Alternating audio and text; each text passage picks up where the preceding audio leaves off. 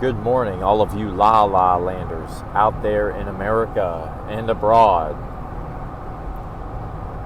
A little bit of real truth this morning. Let's go ahead and timestamp this one. Driving west on a cold Ohio winter morning. Monday, December 22nd, 2025. All right, so the recent news. Now, I don't know all of the details, but I know the gist of it. We're going to talk about alcohol consumption. And what sparked my interest in recording this video is that Jim Beam, who is part of the multi-billion-dollar bourbon whiskey industry in America, has decided to temporarily halt its production in its main facility. Now, you can go listen to all of the details. I simply heard NPR report it, went on to YouTube, listened to a 2-minute video about it, and the halt in production cites two things. One, trade tensions abroad, where you've got a lot of other countries boycotting American products, specifically the whiskey. And then two, changing consumer habits. And it sparked a memory I had about a recent study. I was having a conversation with a friend of mine who was decided to quit drinking and wanted my opinion on it. And so I've got a lot of experience with that. I quit drinking alcohol, and it's not been a part of my life. I choose for that for health reasons, but not just physical health reasons. We're talking about the mind, body, spirit approach. We can no longer just look at health from a myopic view of just your physical health, not just the body health, right? So a friend of mine was talking to me about it and wanted my guidance on alcohol consumption and strategies for maintaining sobriety. So we get into the conversation, and I start citing some studies and also the recent article that I read where many young Americans especially are opting out of alcohol because it's bad for your health. Now, all of that talk that you would hear about, well, drinking in moderation is not bad for you, a glass of wine a day actually has its benefits. Alcohol holistically is not good for you. It's just not good for you. There's a reason why they call these things spirits. Okay, so now we're talking about it from a spiritual and a mental standpoint. So mind, body, spirit. It can no longer, when we think of our health, we can no longer think of it without consciousness. The ether, the consciousness. This data and information does in fact exist out there in the scientific world, and it's not being recognized. Now, you can imagine what putting a lot of numbers into a calculation but leaving some numbers out, what that does to the answer, right? When we're not accounting for consciousness. We're talking about the gritology or ontology in science. We have to start accounting for consciousness and understanding the effects that alcohol has had on society. You may hear a lot of people say, yeah, that's true, and then move on with your life. It's not so simple. It's important to reflect on the effects that alcohol has had in various aspects of society.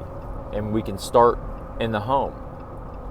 Fatherless homes, you name it. We can talk about all of those things at another time.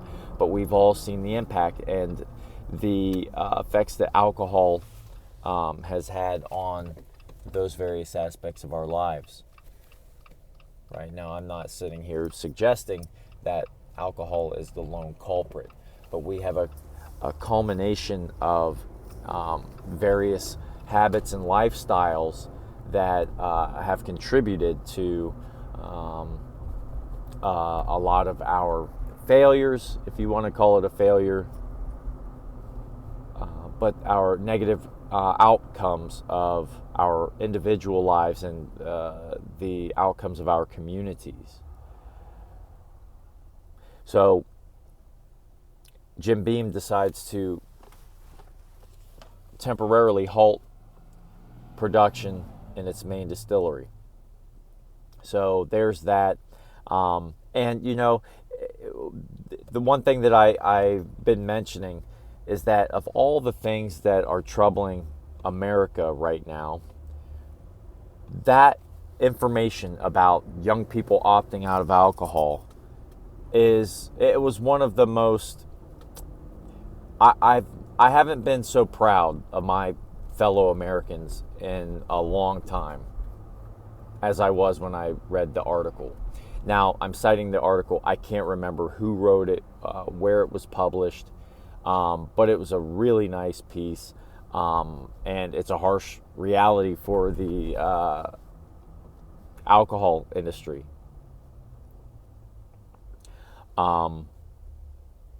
So that's where we're at right now. It looks like alcohol consumption has significantly decreased in the last 20 years. And that's a good thing. Right now we have so many things going on. It's going to be difficult to balance life out with alcohol in your life. And certainly there are other ways to cope with the changes that are occurring in America. That's the crazy thing. You go back and you listen to the fall of the Soviet Union, for example. What were Russians doing during that time to handle their depression? They were drinking alcohol.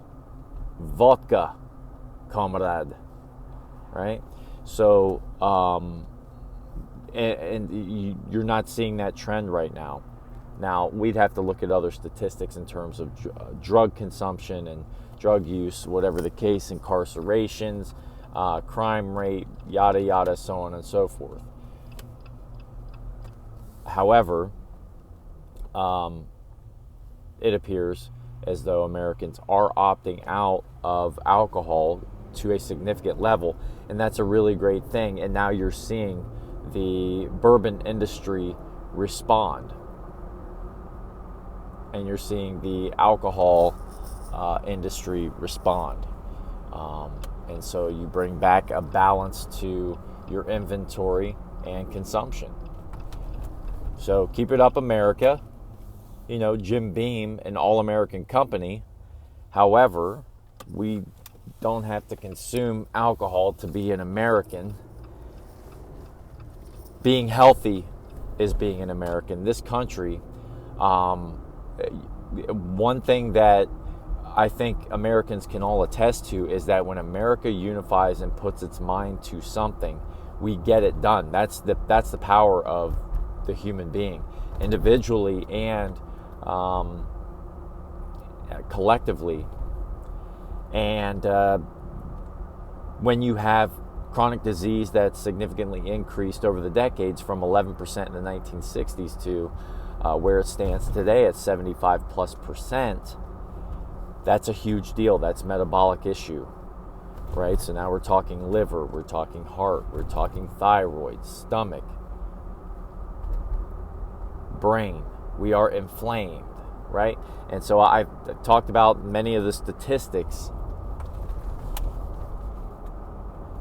over the years here, and some of them change. Suicide rate in veterans from 22 per day to 17 per day. Who knows where it's at now?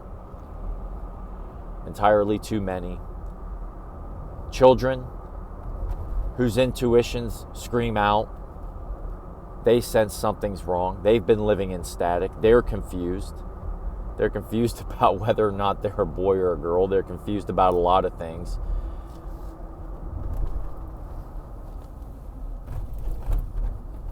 Suicide and depression amongst our teens.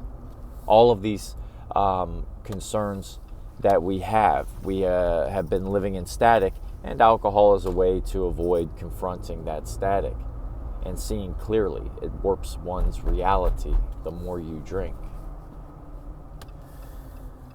So that's where we stand with that, and I thought I would come on and talk about that.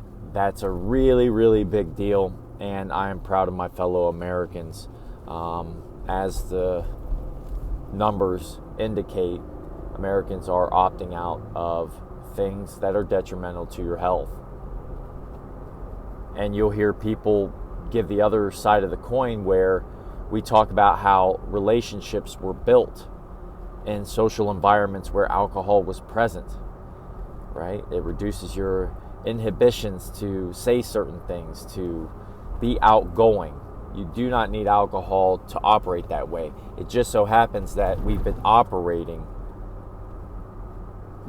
under the influence for a long time. And we're not used to operating while sober.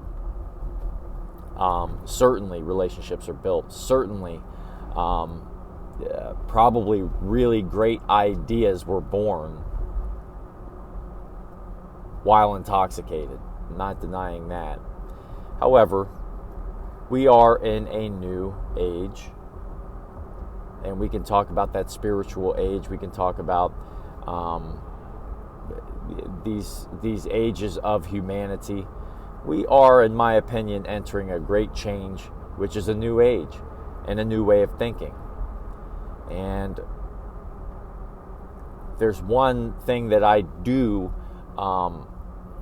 try to hold on to, that is faith in humanity, that in fact people will wake up slowly but surely and realize the power that they have over their self, their individual, number one, so as to collectively be able to identify real problems and create real solutions to help solve our community's problems.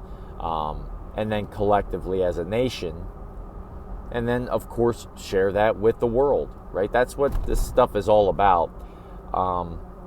Coming to the understanding that each human being is capable of doing a lot. It's infinite for them, for each human being. And this is a big step forward, so really big deal. It gives me great joy to know that Americans are making a really great decision, and the influence that has on the other individual, to read that and understand that there are people out there who really want to stop drinking, and it's very difficult to. These are people who have become alcoholic. It's very normal in society nowadays. There are many people who really want to, and it's difficult to do it. It's become so ingrained in their lives, even from a social standpoint. But to know that there are others out there choosing not to do it, perhaps will empower others to take the same route. So, and that's just alcohol. We can talk about other habits that we become addicted to. Look, I talk about the sports complex, the bread and water games, and how people are being distracted from the truth by bread and water games and gambling. You can't watch a football game without a gambling, sports betting advertisement coming over the TV or YouTube or social media. It's really sad. And it's being promoted by married men with rings on their fingers.